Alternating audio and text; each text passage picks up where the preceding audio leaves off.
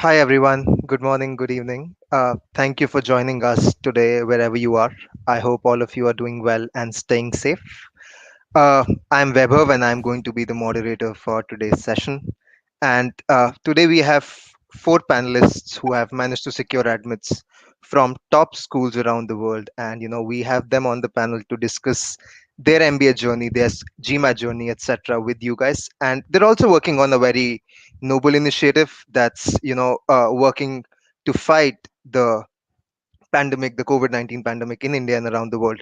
So, yes, they will talk about that as well. So, we can quickly get started with introductions. Nikhil, would you like to start?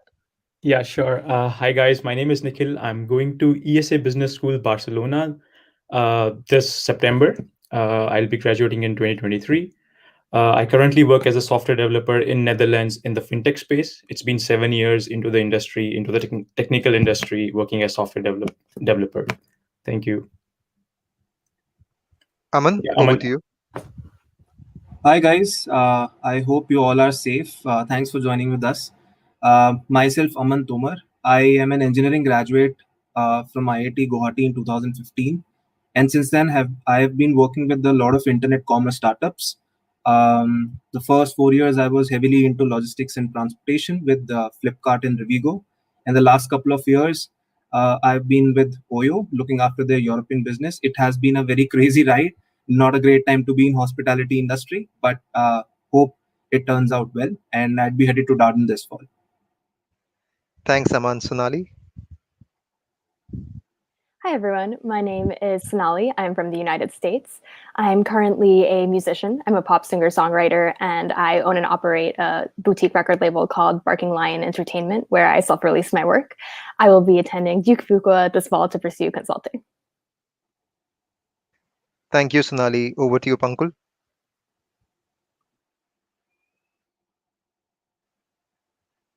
Pankul, you're on mute. Sorry. Yeah. Hi, everyone. Thanks for joining. This is Pankul Bansal.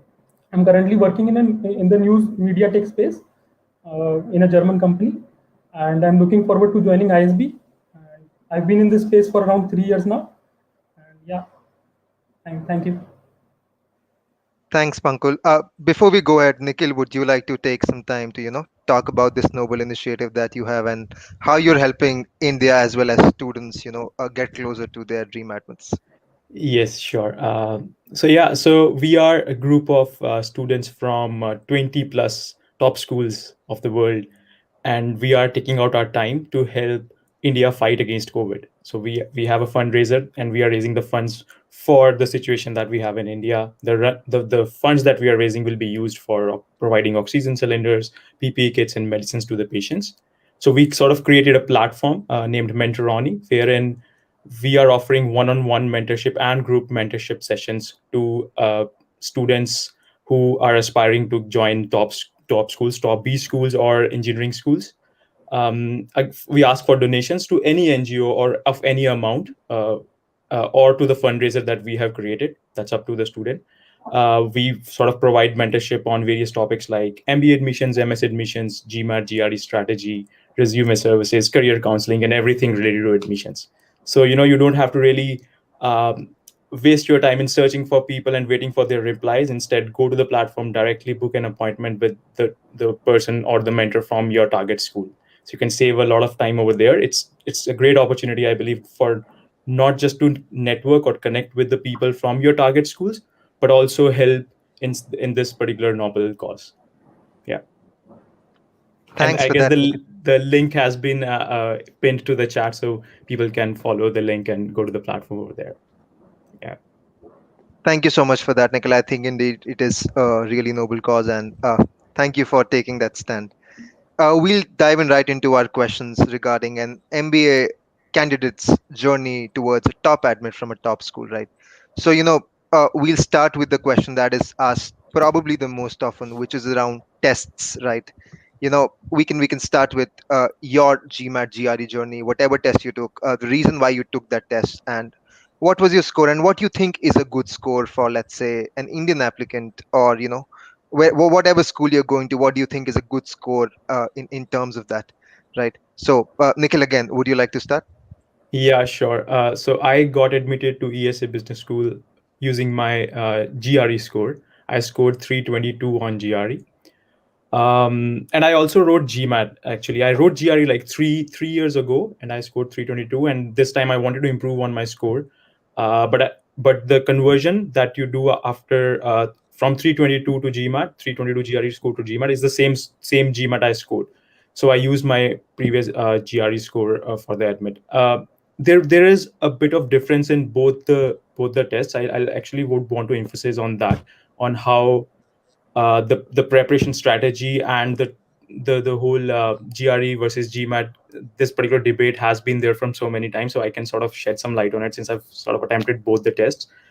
Um, it is rightly said that the quantitative side of the GMAT is a little tougher, you can call it. It's a little tougher than GRE quantitative, and verbal has that's where the difference is. GRE's verbal is more of vocabulary based, and in case of GMAT, it's very structured or grammatical. If you know the rules of the English, and you will be able to do well in GMAT. So that's major difference between GMAT and GRE. That's what I found. Having said that, the schools, they don't really consider these two tests as different tests. There is no preference per se that is given to, let's say, GMAT versus GRE. When I was applying through GRE, I never felt that any of the school uh, sort of felt that since I've not written GMAT, and hence I'm not good for that particular school. That never happened. That's very personal experience to me. That so both the tests, I guess, holds the same importance. Um, yeah, that this is something that has been in my mind from quite some time. If at all there is a difference, but I guess there is no difference per se in both the tests. Yeah, that Right, has been right. my experience with that. Makes sense, Nikhil, and thank you for shedding light on both the tests. Sonali, would you like to talk about your experience? Yeah, sure. So I ended up taking the GRE, and like Nikhil said, I think I personally wasted a lot of time doing the GMAT versus GRE debate. I was really concerned that schools would look unfavorably upon the GRE. That's definitely not the case. You want to make sure that whatever schools you're applying to do, in fact, accept the GRE, but I did not encounter any, at least in my US-based research of schools that didn't accept it. I would say make a decision early on what you're going to do and stick with it. If you have the time, take maybe a practice test, both GMAT and GRE, or at least do sample questions from both, see which test you're better suited for, and then make a decision and just stick with it instead of wasting time like trying to do two different tests at one time. There's enough going on in the whole application process. So just pick one and go with it. Sure, that makes sense, Sonali. Pankul, would you like to talk about your experience with the GMAT/GRE? Yeah, so I did that GRE GMAT evaluation, and as Nikhil rightly he told the differences between GMAT and GRE. They're mostly right. The quantitative side is a little tougher on the GMAT, and the verbal is a little more like structured and more logical on the GMAT than the GRE. So I think whatever exam suits you more. If you're good at cramming things and you think the vocabulary, you will be able to do that. You will be able to learn 1,000 words in a month or two. I think the GRE is a good exam. And if you think you're more logical and you're good with mathematics more, I think GMAT suits more that way. Having said that, the adcoms, they really don't differentiate between the two. So you will find equal number of people converting from both exams largely. Yeah. Right, that makes sense, Pankul. Aman, what about your experience with standardized tests? So I ended up taking the GMAT back in 2017, and I applied with my GMAT score. I think back in 2017, I'm not even sure whether there was this option of taking the GRE versus the GMAT. So I only had one option. But I found it was better suited. Even when I applied, I knew I had the option of retaking any test, but I never thought I would end up taking the GRE. With GMAT, I would say it's more of a at least if you're an Indian, I'm sure you would find the maths part of it pretty comforting if you spend some time on it. The verbal part is where a lot of people have to build those skills because we are not trained in a certain way all in our pre-MBA experiences or in our undergrads to look at verbal sections that way. But there are n number of great resources available on GMAT Club. That is your go-to destination if you want to get good study plans, the resources, the structure. If you want to find some mentors, that's what I did. I self-studied for the exam, and I was able to get a good score. Got it. Thanks for shedding light on that. I think, we can move on to the next section of our questions, right? And this is more around researching your schools, right? How did you go about researching your schools? Did geography or location play a role in your school selection? Or what other factors did you look at while you were researching a prospective school for your MBA? Aman, would you like to start on this? Sure. I think for me, this was the first factor. I think, in fact, for a lot of students also, because there is a bit of a personal element as well attached to it. Where would you want to spend your life with? What are your constraints? Eventually, do you see your family agreeing to moving with you to a different geography? There is a lot of hassle in everybody's life with your long-term plans. So I think and zeroing down on where would you want to go would make your decision on what particular B school and geography you would want to pick. For me, it was really a big factor between whether I want to stay in India versus whether I want to spend my time abroad. I was clear I wanted to at least work for some time in the US. Uh, and that is why I ended up only applying to US schools, and that's how I ended up that first variable from that list of different variables when you want to select your schools. Yeah. To add on to what Aman said, like geographic location is like one of the most important parameter while when you are selecting your schools.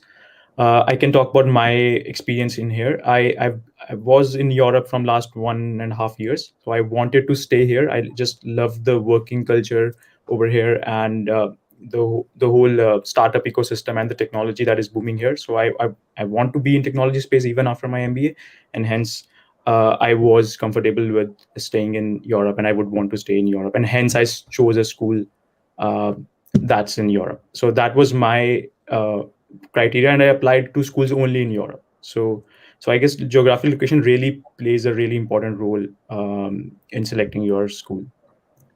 Got it. Got it. Yeah. Pankul, what about you? I mean, you applied to an Indian school, right? And I think you are somebody who can probably answer this question the best. As in, what do you think about applying to Indian schools versus schools abroad?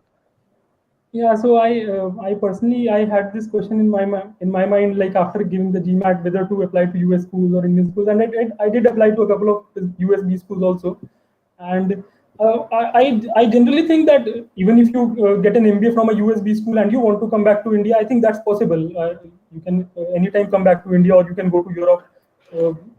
Good colleges, they're known everywhere.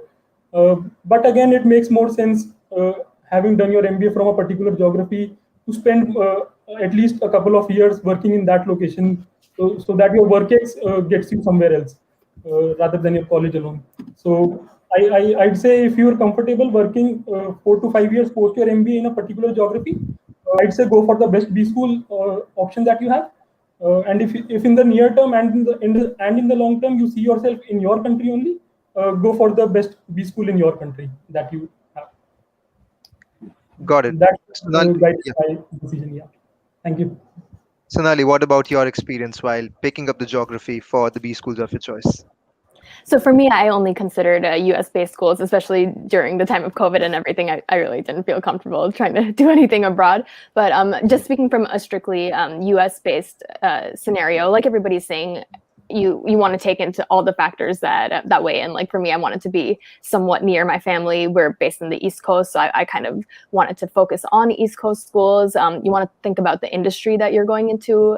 For example, just giving a personal story, I was at the time of starting my application, I was interested in solely remaining within the entertainment industry. So cities like LA, New York, that was kind of my focus. As I furthered along in my application, I kind of changed my post-MBA goals a little bit, and then that changed. But definitely want to think about what you're looking to do career-wise afterwards as well. That makes sense. That makes absolute sense, right? And also, right, we talked about geography, right? The next natural question that really comes up is, how did you use the school rankings while doing your school research? Did you pick up, like, for example, the top 10 Indian schools, top 10 European schools, top 10 US schools, or what? How did you really include these rankings while researching schools and while shortlisting schools for application? Pankul, would you like to start on this? Yeah. So I initially, when I had no idea about the B schools and everything, I did go to the Forbes ranking and the FT rankings to see like which schools are generally considered to be the best B schools. But as I started researching on each school, went through the websites, I realized that some schools made more sense given my career goals, and some schools they were better placed if I had some other career goal, for example, consulting or finance. So yeah, those rankings they did play a part, but I had my own inputs to it to have my own rankings, and I think that makes more sense given your own Yeah. career goals. Yeah. Got it. Eh, Aman, eh, what's your take? Yeah, Nikhil, please go ahead. What's your take yeah. on this? Yeah. So for me, ranking acted as a guiding source for me. Like, so that for me, ranking was just like telling me, okay, these are the schools available. These are the top 50 schools that are available, and then the research starts. And then you can do. There are multiple ways of doing your research about a particular school. Probably we can touch upon that later. But particularly talking about ranking, it was just a guiding source for me to get an idea on what are the schools I would want to research on, and then everything else comes into place. It is definitely possible that a lower ranked school is better suited to you than a relatively higher ranked school. So that's where the school research part comes into picture. Ranking is just a guiding source. That's how it happened with me. I was not aware about ESAs before I started doing my research. I knew about so many European schools, but not ESA. And then I realized, okay, ESA is like top 10 schools in the world. Okay, I didn't even know about this.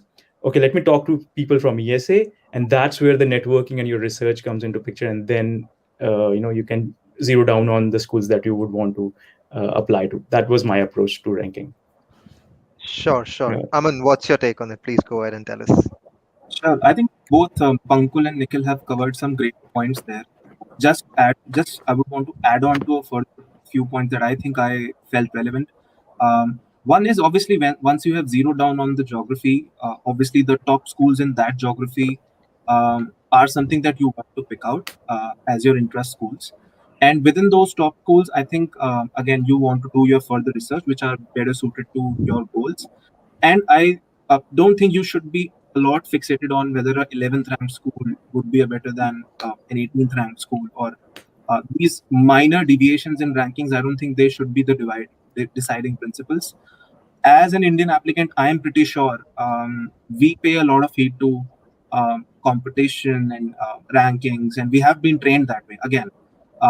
But yeah, so once you start talking to people um, in these particular schools, you would understand why each and every school holds such an important credible status in the amongst the employers, among the alumni, and among the overall community out there.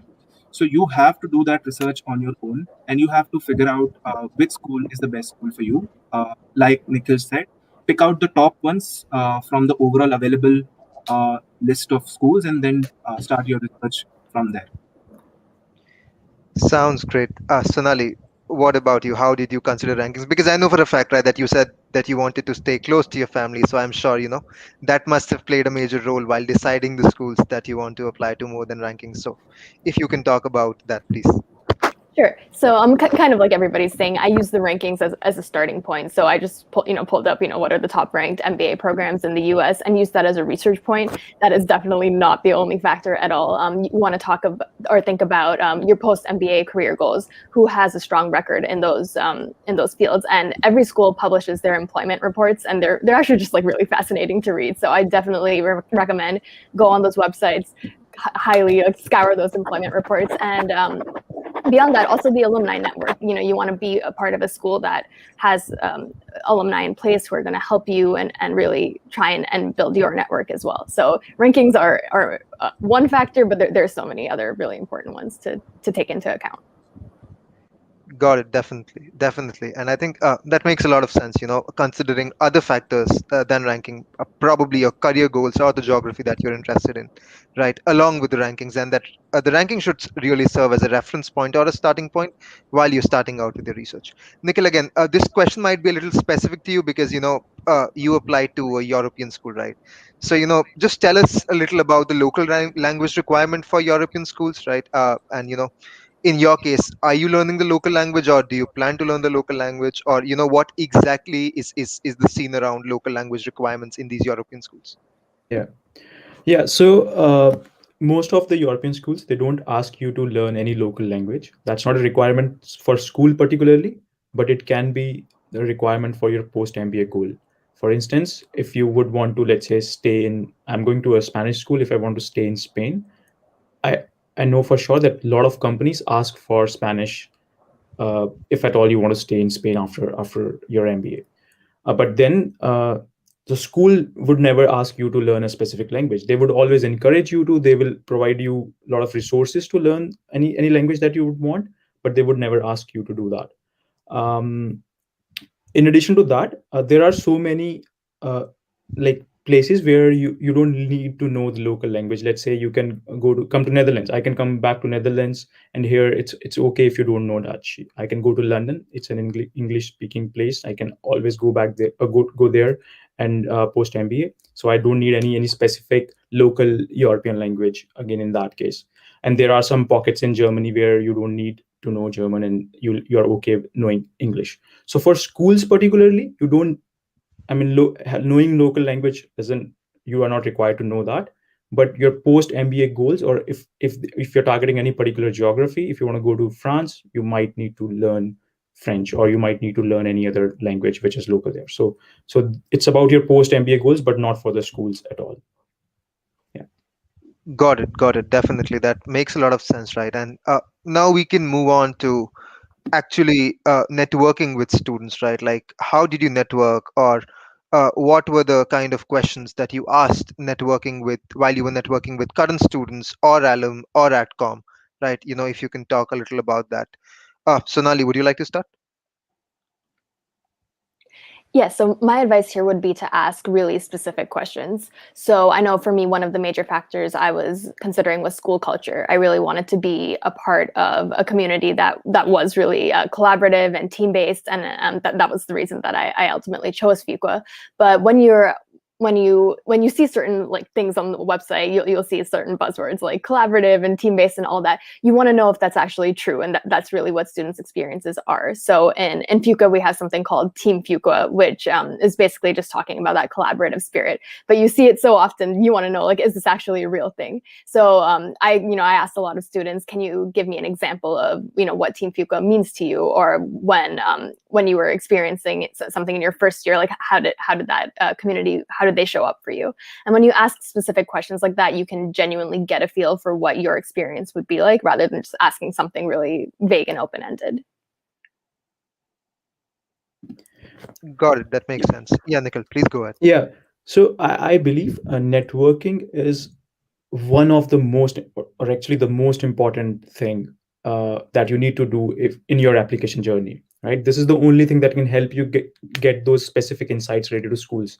So I always say this: look, like you're applying to top B schools. They know how to market things. They'll market themselves really well, right? Whatever you see on their website, whatever you hear on their YouTube channel or on any of the blogs, they have just embellished themselves with everything that they can. They can market themselves really well. So the only way to get the true sense of what the school is to talk to current students, to alumni, or to the incoming students. So that's the only chance that you have.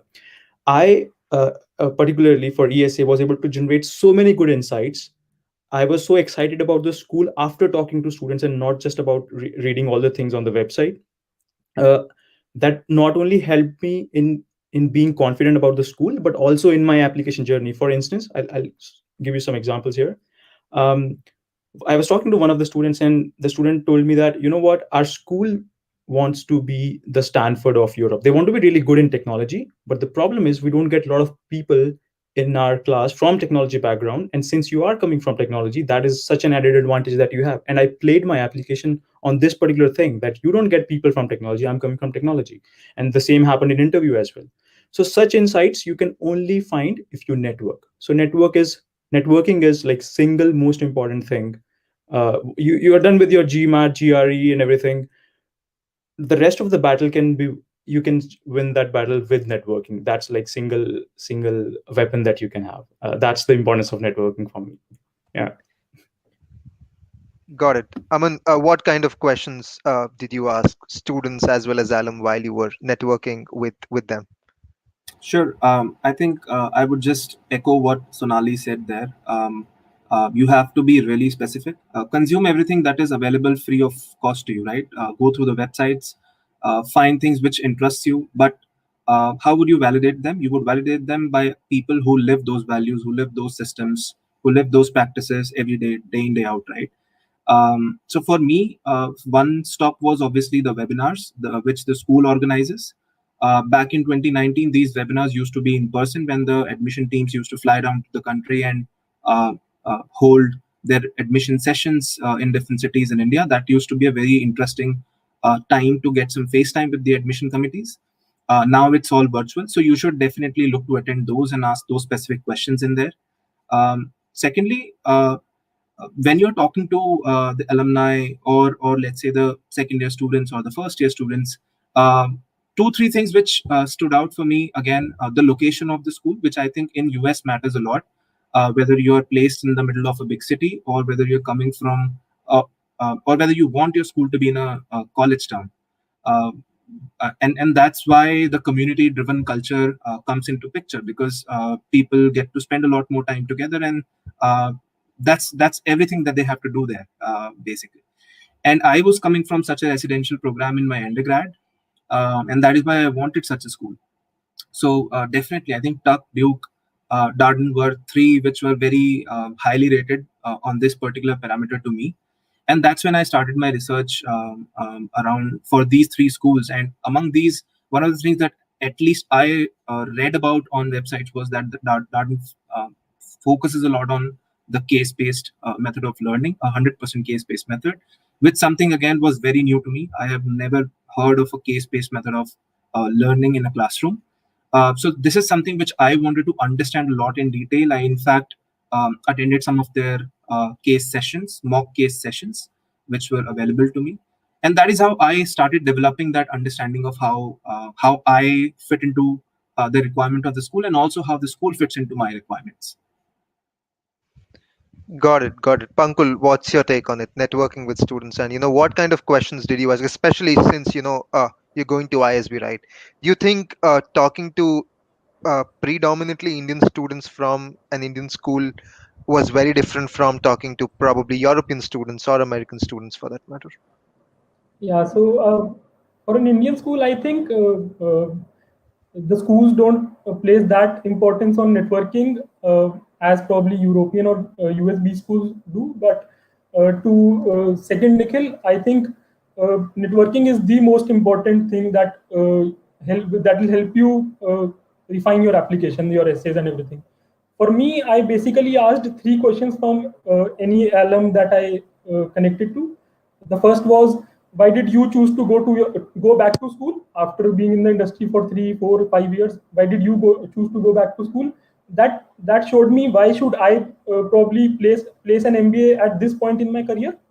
The second was, what does the school offer? So every alum has his own opinion about what the school offers. Uh, if there's something that wakes you up in the morning and that school offers that, uh, you have something to add to your application. You are passionate about something, the school offers that. Play that part in your application. The third is, I used to ask, what's the culture like at that school?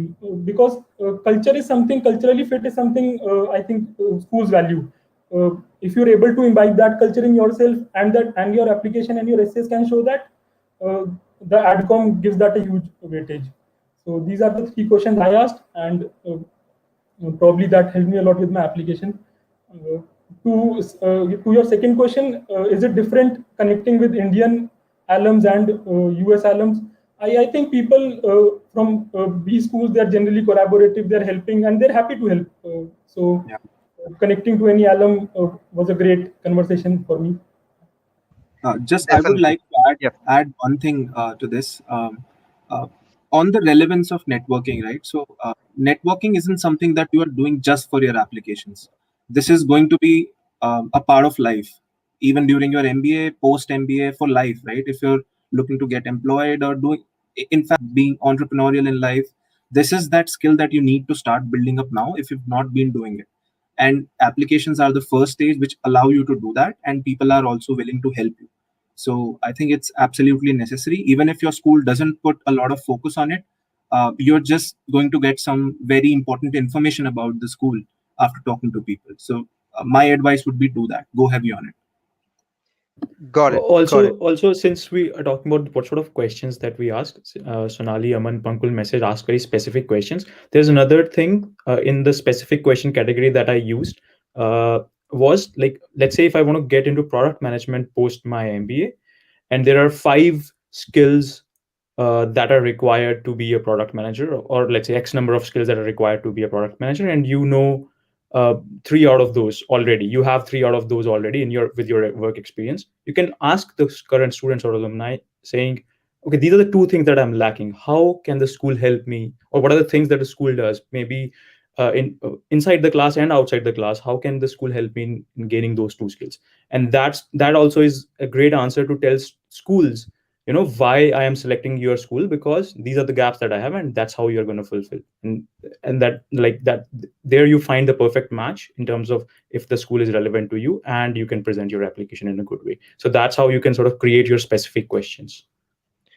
Yeah. Got it, Nikhil. And before we move ahead, I mean, my next question is going to be on career goals and transitioning. But before we move on to that, Nikhil, would you like to again talk a little about the initiative that you guys are leading? Yeah, I mean, for sure. there So are people who might have joined the yeah, session now, so just yeah. a refresher for them.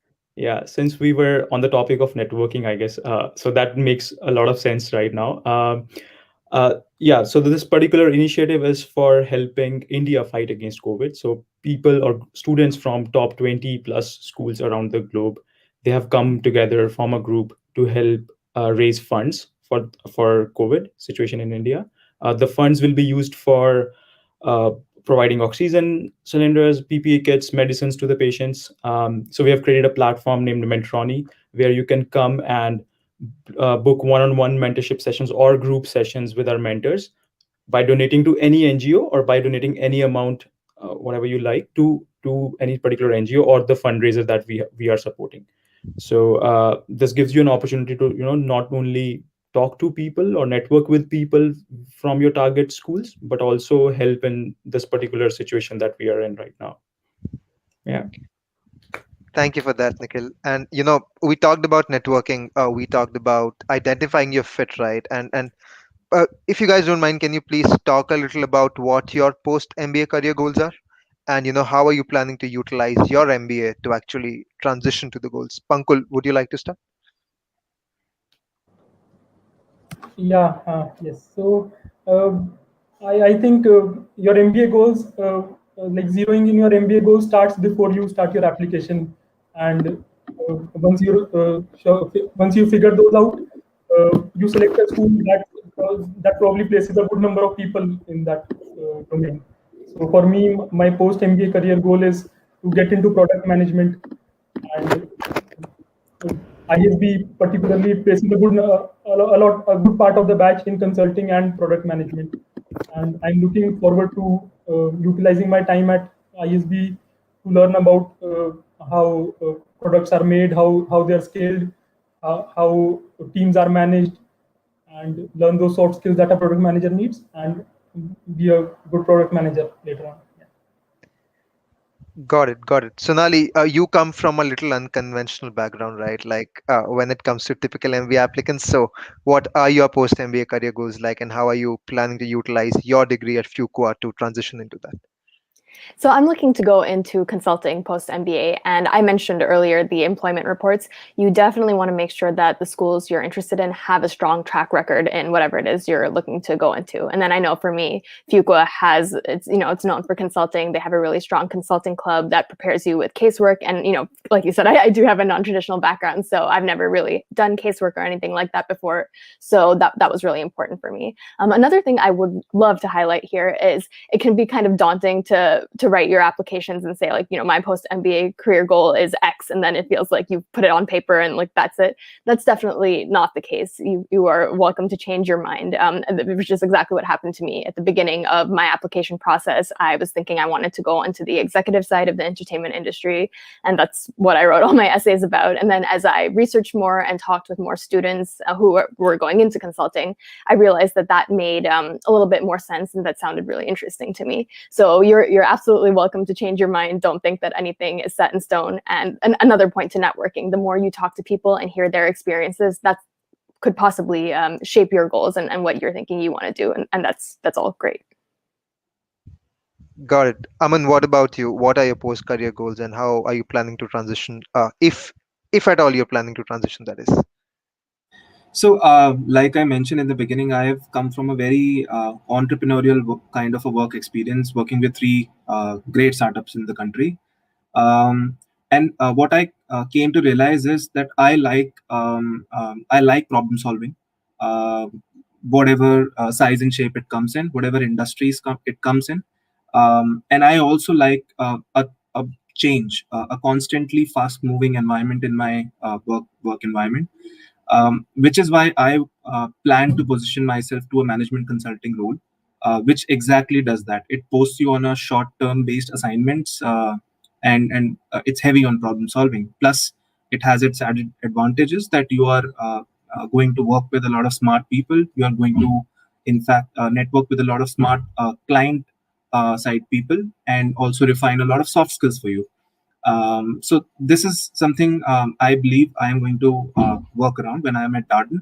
Thankfully, Darden has a very strong track record of sending people to consulting, and the entire program is a very heavy general management based program. So you can turn your heads around becoming a better executive as well as a better problem solver. And yeah, this is going to be my primary goal, and let's see how it goes. Absolutely. Nikhil, what about you? Yeah, so my primary goal or plan A is to get into entrepreneurship. I had a startup in India around 2 years ago. I worked on it for around a year and then shut it down. And I would want to get into entrepreneurship again. I did a pilot last year for an idea and it went well. I would want to like use the same idea in at ESA and in the entrepreneurship cell at ESA, and would want to see how it goes well. During my networking and talking to people, I realized and I came to know that entrepreneurship cell at ESA is really amazing. There are a lot of facilities that they have, and I see that all the mistakes that I've done in the past, I can use all those learnings, and then also with the guidance and mentorship that I can get at the entrepreneurship cell at ESA, this time I'll probably not fail. Yeah, so that's the first goal that I'm going in with. I do have plan A and plan B, which is like plan B is to get into consulting. ESA specifically is very strong in consulting. Around 25-30% of the class gets into consulting, and the curriculum is very suited for getting into consulting. So that's another area that I'm looking forward to. So yeah, these are the two goals that I'm going in with. Got it. Got it. That makes absolute sense, right? And now we can move on to the other part of your application, probably one of the most important parts, which is your resume, right? So, if you can just guide our viewers about what should be the resume format for a B school, and should it be a star format? Should it be something else? And what are some things that you should keep in mind while you're making that resume for a B school? Nikhil, would you like to start? Yeah, for sure. Absolutely. The MBA resume is different from probably your job resumes. Here the majority the major thing that you have to mention in the resume is the impact that you have created in your work, right? Yeah, you rightly said there is a star format that you need to follow. That is your situation, task, action, response, or the result. you need to follow that in every bullet point that you mentioned under your experience. So how I sort of did that was, so whatever, like I worked in 3 different companies. Then every time I saw, okay, these are the major projects that I did. What was the problem that I was trying to solve? What was the action that I took? What was the result that came out of that particular action? And I gave very specific numbers to it. For instance, so before I went into this particular process, my resume looked like I worked on supply chain management in Mintra, right? But after doing this exercise, it got changed to I helped reduce the number of packets that were created in the warehouse by 20%. So mentioning this number, the impact that you have created is probably the most important thing in your resume. In every bullet point should have some number in it. That's what I believe, and that's what I cater to while writing my resume. Yeah. Nikhil, a follow-up question to you on that, right? I mean, Yeah. since you talked about that, you did have a startup before you applied and you shut down that startup, right? So how did you talk about your entrepreneurship journey along with, a typical job, a person who's doing a job? So how did you Yeah. balance that out on your resume? Yeah. So I could mention the impact that I was able to create with the small journey that I had with my startup. Particularly on the resume, I could tell them about the idea that I was pursuing and what exactly to what stage was that idea reached. So I had one client, one big client in India that I was able to achieve. I was able to get. So it was a B2B product. So that's what I mentioned, that within 6 months I got so and so client. Um, Having said that, this whole startup journey was able to project myself. I was able to project myself as a hustler in my life, and which every B school probably would honor a lot, because uh, for a B school, one thing that is important is, okay, you will come to school. Will you not die after coming to school, right? Will you be okay? Will you be able to network with people? Will you be happy after coming to school? If at all the school is not able to give you a job, will you be able to secure a job yourself? Are you able to make the efforts that are required to let's say secure a job, if at all the school is not able to provide you one? So I was able to project myself as a hustler because of that particular startup. And to the resume, I mentioned really specific points on what was the outcome of the startup and what I was trying to build. So that was how I played with my startup. Got it. And Sonali, you as well, right? You've been an artist, you've been an entrepreneur, right? So what did your resume look like, and what was some things that you kept in mind while you were prepping that resume for a B school? So two things with the resume. One, I think a lot of people tend to overlook this because they think, oh, my resume was good enough to get me into my last position, so it should be fine right now. There's a lot of other components to the application, so they kind of just throw this in. Don't do that. Take the time and look at your resume. In the resume, you don't want to use really industry specific jargon, because there's a good chance that the people reading your resume are going to have no idea what you're talking about. The point is, like Nikhil was saying, you want to show your impact and you want to quantify that wherever possible. A thing that I did coming from a non-traditional background is I really wanted to highlight my transferable skills. So in running my own record label, I had exposure to so many various different aspects of business, management, production, marketing, branding. I had a little taste of everything, which was actually really cool. But I wanted to make sure that really came through in my application. I didn't want people to think that I was just, sitting around playing guitar all day or something like that. So you definitely want to highlight those transferable skills, both in your resume as well as in your essays. Got it, Sonali. Pankul, what was your experience while writing your resume? Yeah, so I think everything's almost covered. But yeah, so the first thing is, how should the resume look? The format, I think you can go to any B school site, and they have, all B schools, they have their own format for the resume. They're mostly similar, but the schools you're applying to 4 schools, you can use their format. The outcomes, they relate to that format easily. The second thing, as Sonali pointed out, I think don't use jargons. Uh, don't use words like I worked on Google Transformer or something like that. The outcomes they don't come from your industry. They'll not understand that. Keep it simple. The word should be simple, and yes, try to quantify your impact as much as possible and use action words rather than saying that I did this. Use words like I spearheaded this, I directed this, I chaired this. Uh, that relates more. That shows your leadership skills more. And yes, so. Apart from that, I don't think there's much to the resume. Got it. Thank you for that. And another question that typically comes up is what round should an applicant apply in? Like, should an applicant apply in round one, round two, round three, or in some cases, right? Like, I know for a fact that Darden has an early round as well, right? So, when do you think is the perfect time for an applicant to apply? And Aman, we can start with you because I'm sure you must have had that experience with Darden because they do have an early round along with the typical rounds that other schools have. Sure. Um, See, it all depends on where do you identify yourself in the overall application journey. I think the decision to apply in which round is dependent on how ready you are. If you have a score ready at your hand, I think you by that I mean if you have, let's say there are 3 months to any application deadline, and if you don't have your GMAT or GRE figured out, attack that first. I think that is a bigger problem to you. But if you already have your score, if you already have figured out on what geography, what schools you are willing to target, and what are their different deadlines, and you have sufficient, let's say, 2 to 3 months of time at your hand, I believe that is the time you should give to every application to do full justice to it. The networking part of it, the resume rebuilding side, the essay understanding, as well as the overall churning out different drafts of these essays takes time. So for specific to the early action round, again, I had done my research earlier, and thankfully I had given my GMAT back in 2017 and I was using my same score. I had zeroed down that there were 3 to 4 schools which are really key that I want to put in at least by the earliest rounds possible, and then I would divide my bandwidth between the other, let's say, read schools or other target schools in the round two, if at all I want to.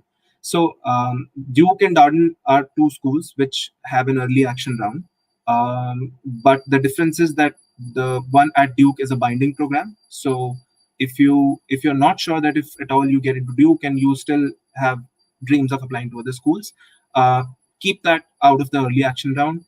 Apply that in the round one. But if you're very sure that you want to get into any of the schools, if you get in, I think Duke, being the earliest in the cycle, you should definitely apply that in the early action one. Also, between round one versus round two debate, I feel both the rounds have equal weightage. In terms of admit perspective, they have equal weightage. Obviously, if you're applying in round one, your odds are better in terms of also securing certain scholarships if your profile is competitive. But just try to be ready and complete in terms of your application. Don't rush through it. If you think you need to give it 2 more months of time, if your networking is not complete, if your facts about the schools are not complete, if your essays are not vetted and viewed by, let's say, the people you trust, then at least give it some time. Drop that particular choice of school to round two. So my whole long story short, I would say that give your applications a lot of time, plan in advance, and have at least 2 months to respect every school's application. Got it, Aman. Pankul, what was your experience of applying to ISB, and what round did you apply to? And was there a particular reason why you chose a particular round over other rounds? Pankul, you're on mute. All schools that I applied to, I applied in round two.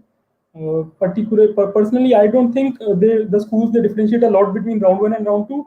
It's just only that round one candidates, they set an expectation, so you are compared against them.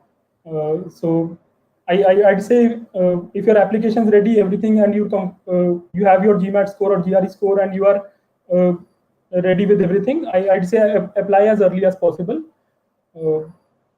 The second thing is, as an international applicant, like if you are an international applicant, I'd say round three hurts your chances a little, because then the visa processes and all those formalities, they come in, and schools, they generally try to avoid people who avoid international students who come in round three because of all those delays.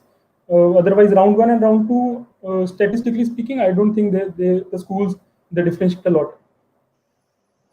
Got it. Got it. Nikhil, I would what want about to, your yeah, experience? yeah. So, short answer: apply as early as possible. It's a probability game. You have higher chance if you apply early. That's about it. If you can apply in round one, please apply in round one, and try to be ready as early as possible. If at all there is no I mean, if at all you cannot, there is something really important you have to do, and you cannot, there is no chance that you cannot be ready by round one, then yeah, there is, I mean, you don't have an option but to go to round two, right? The answer is apply as early as possible, and that's about it. You might feel that okay, schools don't differentiate, it's okay, I just don't feel like applying in round one and hence I'll go to round two. No, that's not the case. Apply as early as possible, and that's about it. Yeah, no, I don't think it requires further debate, but apply as early as possible. Sonali, Yeah. what are your thoughts on this? And not much new to add here. Strongly agree with everything that's been said. Apply as early as you can, given that your application is ready. And then I just want to, again, highlight something that Amin said.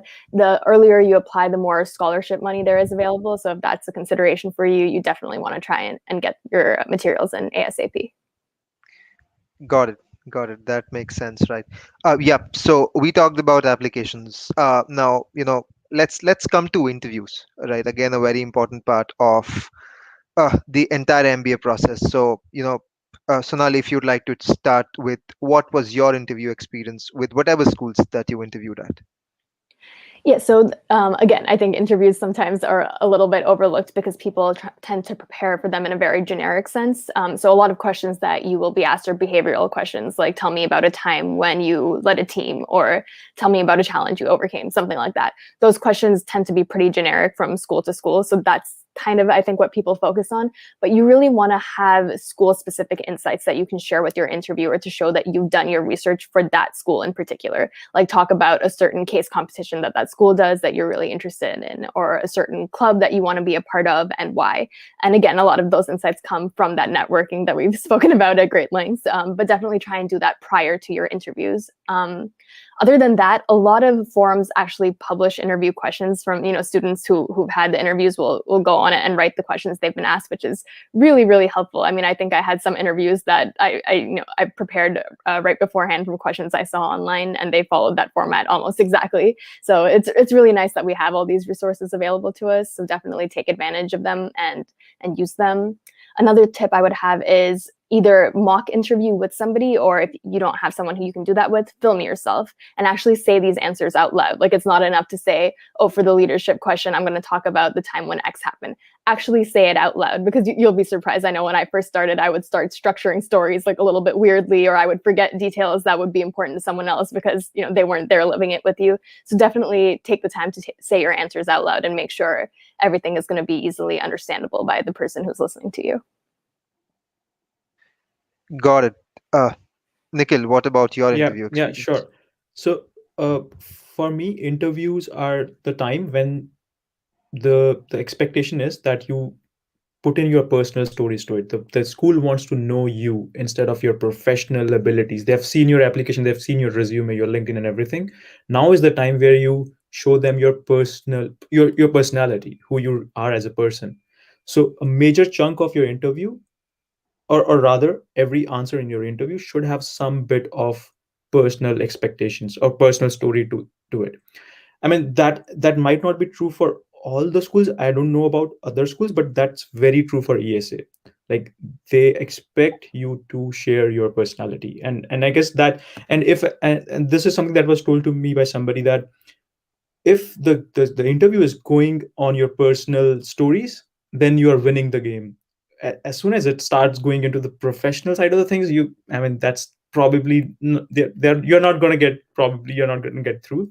But the thing is, the idea is to share as much personal stories as you can and show your personality over there. That's my key takeaway from the interview that I had. Another thing, as Sonali said, do record your answers. You might just feel okay, you will be able to speak, but that has happened with me as well.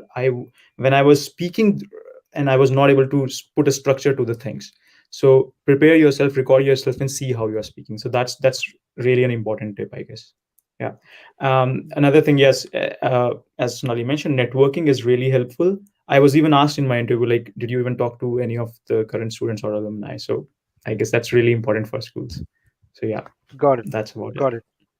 And Aman, I know for a fact that Darden. I think it's the second year MBA students that interview you. So you're being interviewed by your seniors of sorts from school, right? So How is it typically different from being interviewed by an AdCom member or a career management services member, right?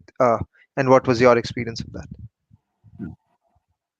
So I'm not sure if it's a fixed thing that only a second year right can interview you. But yes, that is true for 90% of this time. I was fortunately interviewed by somebody from AdCom during my early action round.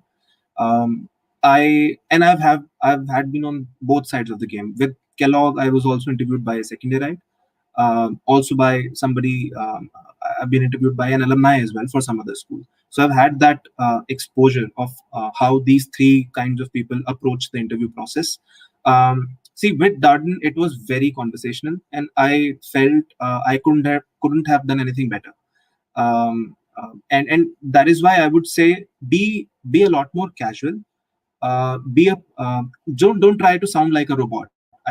That's the whole thing, right? So everything that you've put on your resume and your applications, that's the work you have done. Own that work, be happy about it, and just approach it like a chat that you want to tell people that you definitely are the person that you have written about in your applications, and you are somebody who other people in the classroom would want to talk about, who be friends with, and also you can reflect that personality outside of the classroom as well. So that's the key game in interviews, in my opinion. With certain schools, I've had that bad experience where uh, uh, they come with a list of questions. They definitely want to check every other question on their list, and it doesn't matter what sort of answers you are giving, but uh, uh, they just check in that they have asked this question and this was the response. Maybe it's just a fact checking around what you have written in your stories and what you're telling on the interview that matches. But that's the weird kind of interview experience that I've had. I do not think a lot of schools would have that.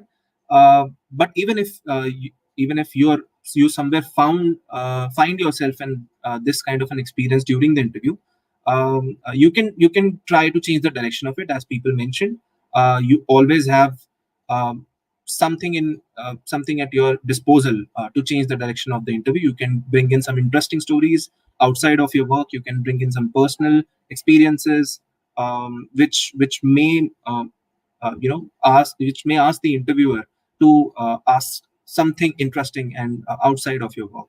So yeah, the long story short, again, try to practice a lot. Yes, remember your stories when asked for specific questions, but don't sound like a robot. Sound like a friendly person who's trying to tell stories.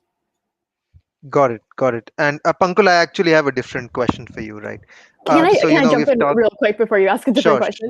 sure, sure, One thing that Sonali. Please I go wanted ahead. to mention is certain schools, like I know Duke does, they have an open interview period, which what that is you can sign up for the interview within a certain time frame that they have. If you have that option, I 100% recommend going for it because you guarantee yourself face time with the admissions committee or the second year student or whoever it is. Otherwise, you're just kind of at the mercy of hoping for an interview invite, but you may or may not get. So if you can take advantage of that opportunity, I would recommend doing that. Definitely, definitely. That makes sense, right? So we've talked about, the application process, the interview process, and now you've got an admit, right? So the next step that obviously comes is, financing your MBA, right? I think, it's a big investment in terms of your time, in terms of your money. So, Pankul, if you would like to get started on it, right? Like talk about how you're planning to finance your MBA, or I mean, if you're comfortable talking about it, obviously, and at the same time, what options do students typically have when it comes to financing their MBA? So yeah, the first is obviously scholarships, and as Sonali and Aman pointed out, scholarships are generally given out in the earlier rounds. So a lot of scholarships are given in round one. Some of them they are given in round two, but yeah, in the later stages they aren't. The other is you take a bank loan, and I think bank loans for education loans they're available at pretty decent interest rates if you're going to a B school, and that's another way of financing it. Uh, and there's some other scholarships also that the public sector or the government provides for you if you're going to a B school.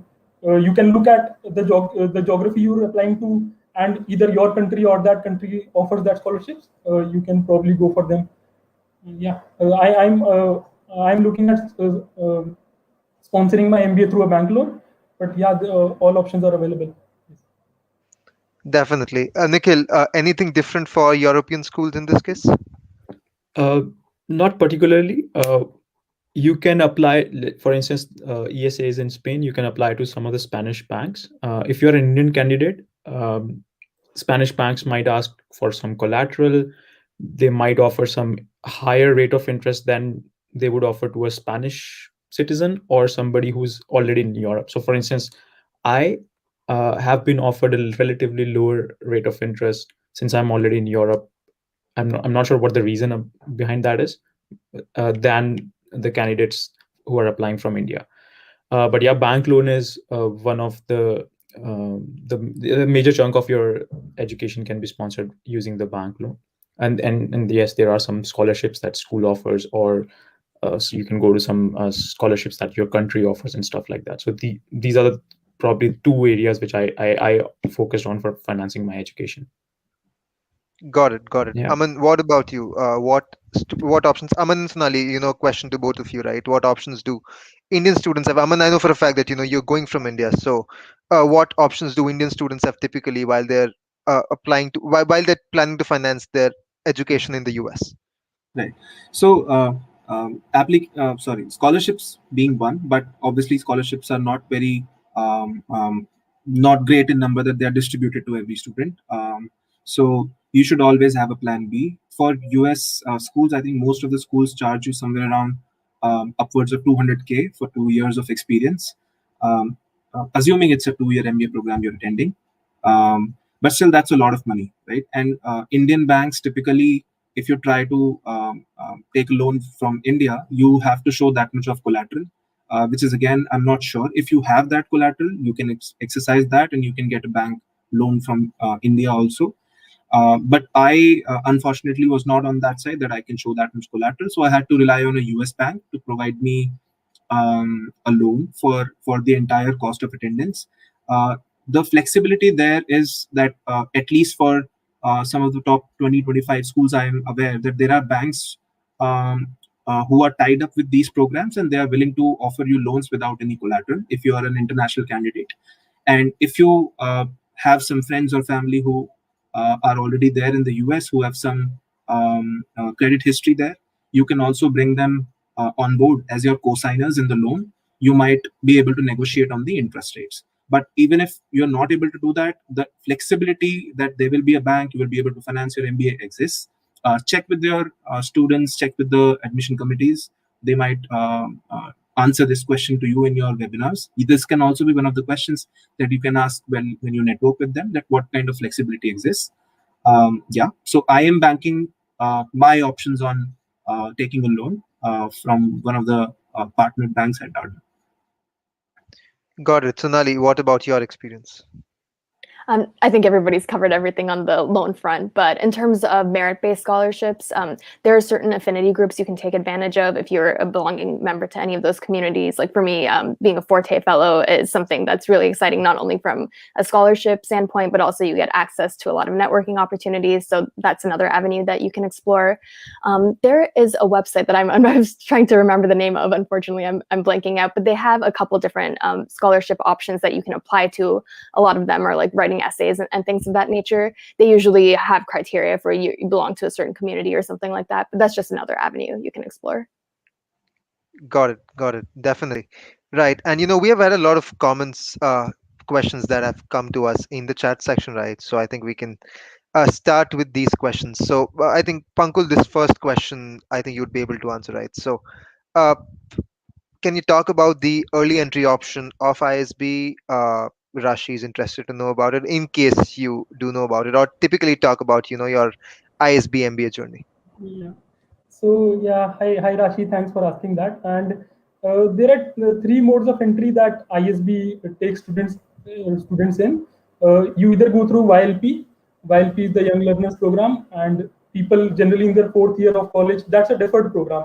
So people in their fourth year of college, they apply to it and they get an admit for 2 years later. So the cohort starting 2 years later. The other option is you get in through EEO, the early entry option. It's for people who have a work ex between 1 or 2 years. So, and the third option is you get in after 2 years through a regular entry method. So, yeah, EEO is a good option to get in. you have a B school admit, you have 1 year of work ex ahead of you. You can figure out what areas to get in, and you already have an admit, so you're easy on that. And yes, if there's anything specific in regard to EO, I'd be happy to answer. Regarding GMAT, as Rashi mentioned, probably she's thinking of taking it in August. Uh, the round one deadline is around September. So I'd suggest working on applications and essays parallelly with the GMAT, because after taking the GMAT, I don't think a lot of time will be left to write the essays and getting it evaluated by people and alums. So either trying to work on it parallelly or taking the GMAT late in July or very early in August. Got it. Thank you, Pankul. A question for Sonali and Nikhil, right? So Avichal wants to know that if the person is preparing for GMAT, right, how long will it take for them to prepare for GRE? And Avichal in this case has a crunch of 1 month. So Sonali, Nikhil, what about your experiences? If it's just 1 month that you have, I would say if you have already prepared for GMAT, don't switch to GRE now. I can answer this question because I have been into the same shoes. As in, I prepared for GRE and I wanted to switch to GMAT, and whenever I had time crunch, I was advised not to do that, and that's the right thing. 1 month is not. I don't think 1 month is enough to prepare for GRE to get your target score. Having said that, it also depends upon your level of current knowledge, right? If you have good, you're good in English, you have good vocabulary, it's fine. But if that's not the case, 1 month is, I guess, it's less. Yeah, so don't switch. That would be my advice. What about your experience, Sonali, with the GRE? Yeah, agreed with Nikhil. I personally was in a lot of a time crunch, so I made the decision to apply for business school sometime in July. So I probably only had a month to study for the GRE and take it. I would not recommend it. It was pretty stressful. If you've already studied for the GMAT and you're doing well with that, I would just stay in that lane. Got it. Definitely right.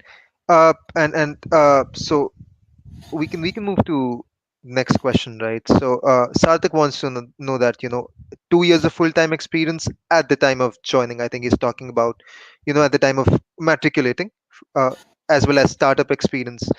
Do you think that's enough to get into a top B school of choice?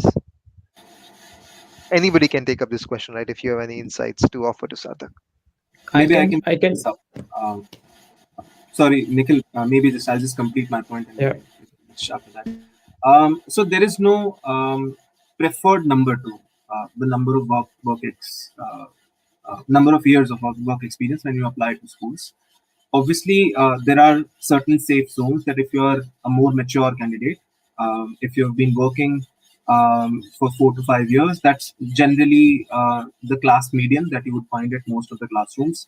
But there is no right or wrong answers. If you think you are ready, and if you can convince anybody that why that MBA is the most necessary thing for you at this stage in your career, I think you might go ahead, take your chance, apply to one of the schools and see how does that go.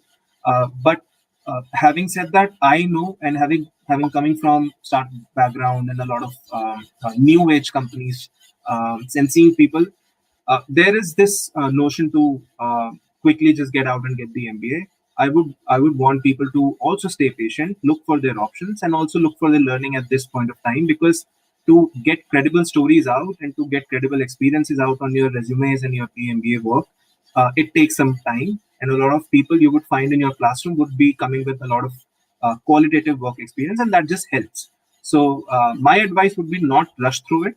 Um, um, yeah, but at the same time, if you think MBA is the way to go at this stage, might as well just try it. Absolutely. In addition to that, it also depends upon what sort of work experience do you have in those 2 years. Are you able to show the leadership skills? What is the impact that you have created in those 2 years, right? So if you have such stories available, if the work experience that you have is really impactful, it wouldn't hurt to go for an MBA. Of course, the sweet spot is to be in the range of 4 to 6 years. That's for top 30 schools, let's say, if we're talking about. Yeah, that it's a probability game, and I believe if the work experience is impactful, you can have a higher probability, but your probability increases in the range of, or is the highest in the range of 4 to 6 years. Got it, got it. I think there's this question around the case study methods. So, Nikhil and Aman, I think this question might be the most relevant to the two of you. So, if you'd like to talk a little about the case study approach that's followed at ESA and as well as at Darden. Yeah. So at ESA, around 90% of the education is imparted through case methods, and I had the chance to attend some classes at IIM Bangalore where we did some cases, and that's when I realized that learning using those cases that's what I enjoyed the most, and I believe that's the best way to learn. Around 90% of the education at ESA is through cases. So that's probably one of the reasons I chose ESA. And there was another bit to the question. One was the case studies, and he wanted to talk about something else as well. No, I think it was, talk a little about the case study approach. And about the scholarships for Indian Yes, yes, candidates. Yeah, so yes. at IESE, a lot of Indian candidates get scholarship, ranging from 10% to 50%, right? So for that, the thing is apply as early as possible. For scholarships, it's a bit of GMAT play as well, though ESA is not really doesn't give a lot of emphasis on the GMAT GRE score. But if you have good score, let's say above 700, you can expect a good chance of securing a scholarship at ESA. So a lot of scholarships to Indians is definitely given at ESA. Got it. Aman, Yeah. your experience with, the case approach while you were shortlisting Darden? Sure. Um, while I feel every school that you would find, most of the B schools have, majority of their classes run as case-based method of learning. There are very few lecture-based method of learning when you move to business masters, at least. But Darden has 100% case method, so that's also a little on the different side of the extreme. But I had no idea how a case method works, but fortunately, I was able to attend a few free mock sessions. I was also able to see a lot of them on YouTube. They are available for free. You can have a look at them. Um, just to give a quick example, so we were discussing about the work from home policy. The whole case was about work from home policy, the different pros and cons of it, and it ended up teaching me the accounting principles and how do you design a P&L during a work from home situation for a company and what sort of decision should be taken. It's a very interesting way of teaching you those business concepts. A lecture-based method would talk about a lot of bookish stuff, which is available in the books. You can go and find that. But I'm not sure for how long you would be able to remember that. And that's when the case method comes into picture. It really helps you understand those concepts and apply them in a real business situation. And this is exactly what you're going to do for the rest of your life, by the way. Whatever career aspect you are looking forward to, you are going to make decisions with imperfect data, imperfect information. And that is what a case method trains you to do.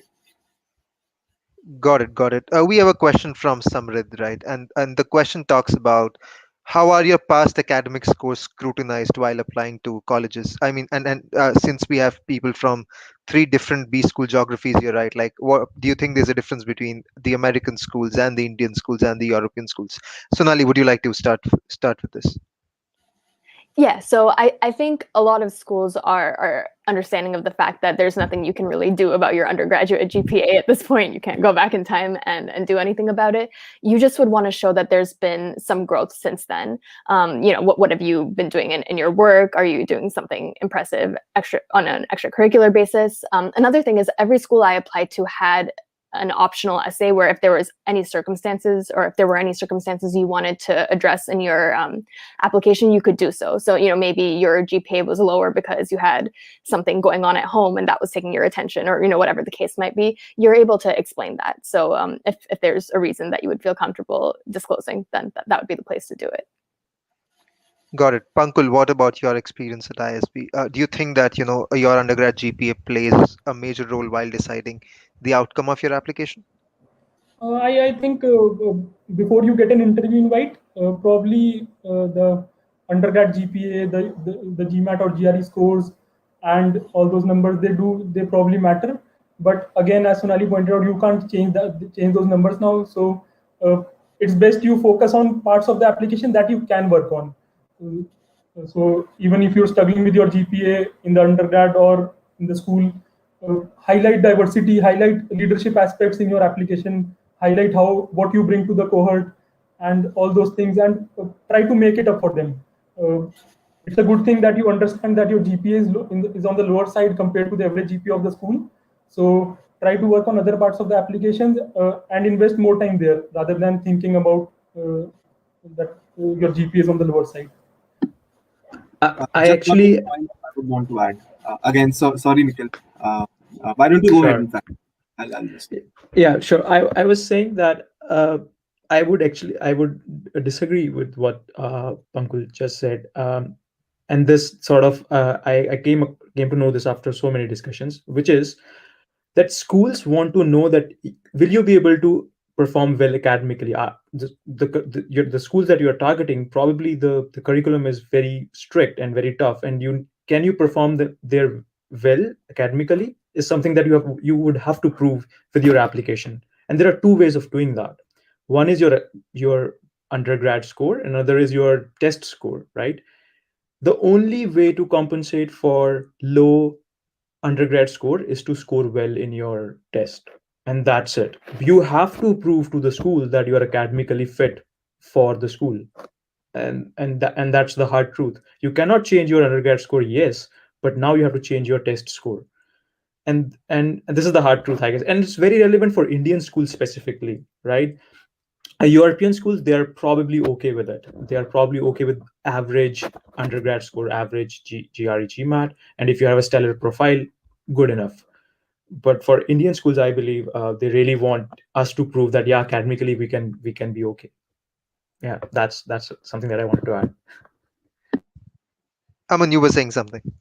Yeah, I think more or less Nikhil covered. I just wanted, if you have the opportunity and if you have this concern at the back of your head, try to score as high as possible on the test, because that sort of will make up for any ground which was not checked in your undergrad. You can't go back, but obviously try to do well on the test. Also, if people there are two types of skills which we are basically trying to test here. One is the quantitative part of the skill, and one is the communicative part of the skill, which is the verbal. So you can take up certain courses and show that you have the aptitude to take up the quantitative part of the program. Um, and yeah, I think that more or less makes up for it. So there are opportunities available to get away from any red flags if you have in your undergrad. But don't. I would again say, don't stress a lot about it. Try to do a lot of justice to everything that is a part of the process, the test scores, the applications, and you're ultimately trying to increase your chances to get one seat.